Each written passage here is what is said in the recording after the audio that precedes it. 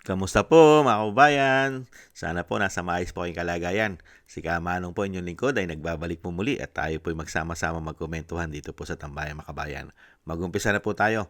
Komentuhan po natin si Senator Marcoleta at si Senator Robin Hood Padilla sa kanila pong ginagawang pagtulong at pagdalaw sa nasalanta po ng napakalakas na lindol sa Mindanao. Umpisa na po natin mga kababayan.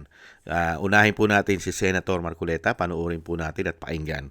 At isunod po natin si Senator Robin Hood. Ito na po mga kababayan. Personal naman binisita ni Senador Dante Marcoleta ang mga pamilyang apektado ng magnitude 7.8 na lindol dano sa barangay Dadyanga sa South General Santos City. Binisita ng Senador ang evacuation centers na yan kung saan pansamantalang tumutuloy ang daan-daan natin mga kababayan matapos mawasak ang kanilang mga tahanan dahil sa malakas na pagyanig. Sa kanyang pagdalaw, kinumusta ng senador ang kalagayan ng mga evacuees at nakinig sa kanilang mga hinaing kaugnay sa pagkawala ng kanilang mga bahay, kabuhayan at iba pang pinsalang idinulot ng lindol. At ayon sa otoridad doon, may higit 500 pamilya ang kasulukuyang nanunuluyan sa evacuation centers sa nasabing barangay.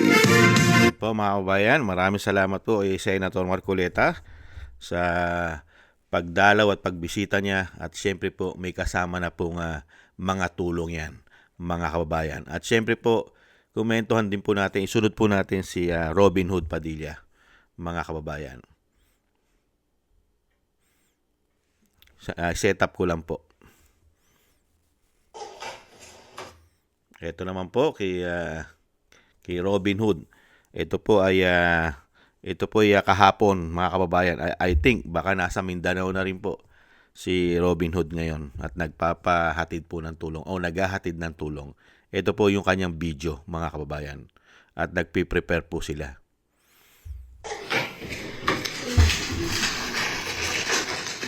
Nandito po ngayon ang ating mga masisipag na staff na kahit na anumang kaguluhan ay nandito pa rin.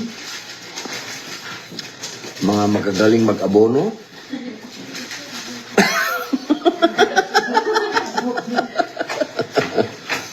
Sila po ay naghahanda para sa amin pong isasagawa na hindi naman po ito bago dahil madalas na po ito ginagawa ng aming opisina. Parang ano na po ito, normal na. Ito po ay kagawayan na. Ma'am Tin, di ba? Ano ba yan? Paano ba yan? 3,000 sa? Natatanda at PWD sir, dahil sa meron din tayo sa 2,000. Ayun, yun po yan. Ito yung normal namin ginagawa. Kapag yan po ay merong mga ganitong sakuna na tayo po ay nakikiramay sa mga kababayan natin, medyo mahigpit lang po ang sitron ngayon. Dati po makapal na makapal yan. Ngayon po ay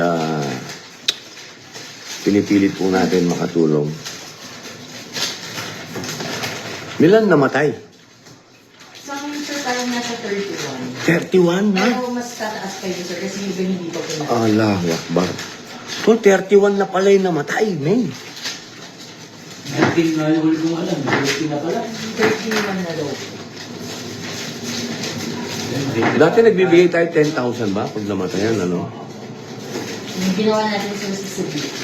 Oo, 10,000 binibigay natin. So, kung 31, Very ko sir yung number kasi baka tumaas pa, no? Oo.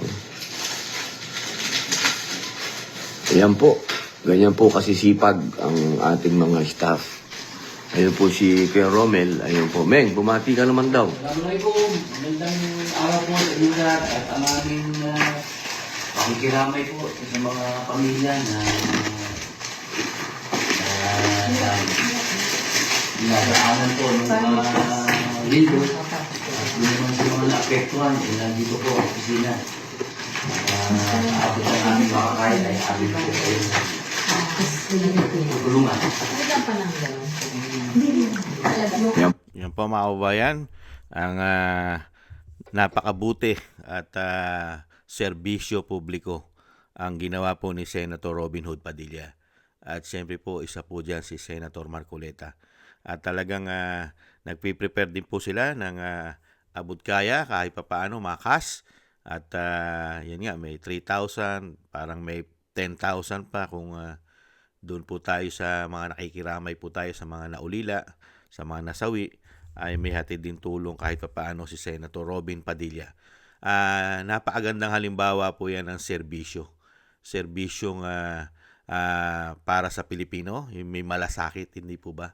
Napaka-importante po kasi yan, yung malasakit, lalo-lalo po sa panahon ng sakuna, katulad po nito, lindol. Kailangan po talaga mga politiko ay may malasakit. Sana yung mga nakatanggap po ng isang damukal ng mga mali-maleta ay sana lahat naman makonsensya dahil isang damukal po ang pinag-uusapan pong mali-maleta at isang damukal pong mga insertion, isang damukal pong mga ghost project na naibulsa lang halos ng mga politiko na mga magnanakaw sa ating bansa. Hindi po ba? Sana tumulong din po sila dahil una-una hindi naman nila pera ang itutulong nila. Pera din ng taong bayan na ninakaw nila. Hindi po ba? Sana makonsensya naman. Sa bagay, napakahirap kuhanan ng konsensya yung mga tao na masasama masasama na nga Sana tularan po mga kababayan. Tayo po ay umaasa na tularan. Ito pong ginagawa ng ating mga senador na bukas palad na tumutulong sa ating mga kababayan. Mabuhay po kayo, Senator Robin Hood, at ganoon din po kay Senator Marcoleta. At marami pa po yan dahil nakikita naman po natin sunod-sunod po yan. Ito pong ginagawa po nilang pagtulong, lalong-lalo pong ito pong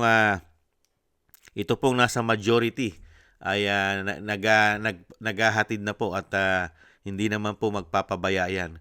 Ito pong nasa majority ni Senator Senate President Alan Peter Cayetano. Sunod-sunod na po yan na gagawa po sila ng pagtulong o paghatid ng tulong sa ating mga kababayan sa Mindanao. At syempre, hindi naman nila halos alam naman natin, pagdating po sa sinasabing kritiko daw o oposisyon ng gobyerno ay hindi naman po imimidya yan ng hindi po ba? Hindi naman po i-cover yan, i-coverage ng malalaking mainstream media. Dahil alam naman po natin, pagka po doon sa sinabi ng mga sundalo natin, mga ex-marine, ex-soldiers, dahil itong mga iilan-ilan, hindi naman lahat pero marami din na meron pong natatanggap ng mali-maleta. Hindi po ba? Lalo-lalo raw po sa malalaking media. At syempre, isang damukal na trolls na pinasusweldo pa raw nila. Kaya ano aasahan natin yan para i-coverage ang mga ginagawa nitong ito pong sinasabi nilang oposisyon. At syempre, ganun din naman sa Vice President. Ang Vice President ay tuloy-tuloy po ang paggawa at pagtulong ng kanyang opisina sa kabila ng napakaliit ng budget ng Office of the Vice President. Hindi po ba? Iniipit ang kanyang budget pero nahandyan pa rin po ang pagtulong at paggawa ng Vice President lalong-lalo po ng kanyang mga satellite offices sa buong bansa. Luzon, Visayas, Mindanao ay meron pong satellite office ang Office of the Vice President. Kaya po tayo nagpapasalamat kahit papaano iniipit, ginigipit ang pondo ng Vice President ay tuloy-tuloy po ang paggawa at pagtulong dahil nandun na po yung malasakit sa ating mga kababayan at sa ating mga Pilipino. Maraming salamat po sa Vice President, ganoon din po kay Senator Marcoleta at kay Sir Robin Hood Padilla at tuloy-tuloy. At sila Senator Bongo, nandun na rin po mga kababayan, naghahatid na rin po ng tulong sila Senator Bongo. Maraming salamat po at sa lahat po ng may puso at malasakit nating mga kababayan. Maraming salamat po sa inyo lahat mga kababayan. At hindi lang naman po sa ating mga politiko at mga senador at vice president. Sa lahat po na nakakagawa ng kabutihan sa panahon po ng sakuna. Thank you po sa inyo lahat. Mabuhay po kayo. mga kababayan. At maraming salamat na nga po pala mga kababayan sa mga nakaagusto ng ating Tambayang Makabayan sa YouTube at TikTok. At ganoon din po sa mga nagko-comment, like, share, and subscribe at sa patuloy po nagsusubscribe. Mabuhay po kayo. Thank you po. At maraming salamat din po sa nagbibigay po ng tulong at biyaya. Shoutout po sa inyo. Shoutout po kay Eric Hershio from Canada, kay Baby Roman at Ate Isa from Cagayan Valley, kay Jim Aris from United Arab Emirates, Ani Jo, kay Mary Natividad Brinden from Netherlands, Norma Garcia, Gayat Shena, kay Tatay Nick from Toronto, Canada, kay Jesus Valdepena, Rolando Guerrero, Milayi, Felipe Shapno from Texas, USA, Rolando Timbol from Alberta, Canada, Melchorita Espinosa from Orlando, Florida, USA, Arthur Estraniero from USA, Randy Crispino from Pasig, Mika Ligaspi, Tessie Mantilla from Kuwait, Frank Zamora from California, USA, Romulo Di Vinagracia from Bacolod City, at si Ma'am Elby at Shermani from North Miami, Florida, USA. Thank you po sa inyo at shoutout po sa inyo lahat at God bless po sa inyong lahat. Maraming salamat po mga kababayan. Taste lang po tayo at samahan po natin ng maraming dasal. Maraming salamat po. Bye-bye.